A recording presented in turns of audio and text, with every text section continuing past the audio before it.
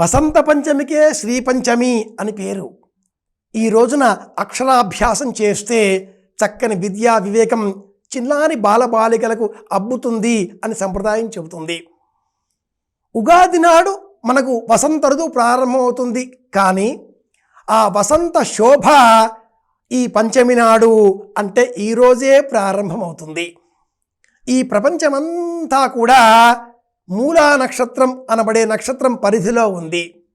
ఈ నక్షత్రానికి అధిదేవత సరస్వతి. ఆ సరస్వతి పుట్టిన రోజు కూడా ఈరోజే. సరహ అంటే ప్రవహించేది అని అర్థం. సరస్వతి అంటే జ్ఞానస్వరూపం అని అర్థం.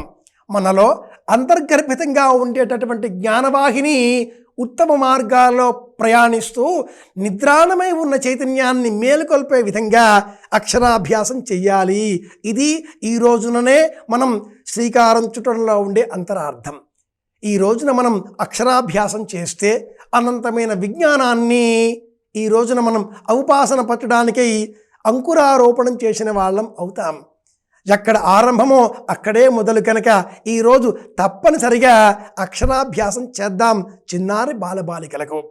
పెద్దలమైన మనమంతా కూడా మనలో మనమే అంతర్ముఖీనత్వాన్ని పెంచుకొని విద్యాభ్యసనం చేసే ప్రయత్నము చేద్దాం. ఇది శ్రీ పంచమి నాడు అక్షరాభ్యాసం చేయించడంలో ఉండే అంతరార్థం.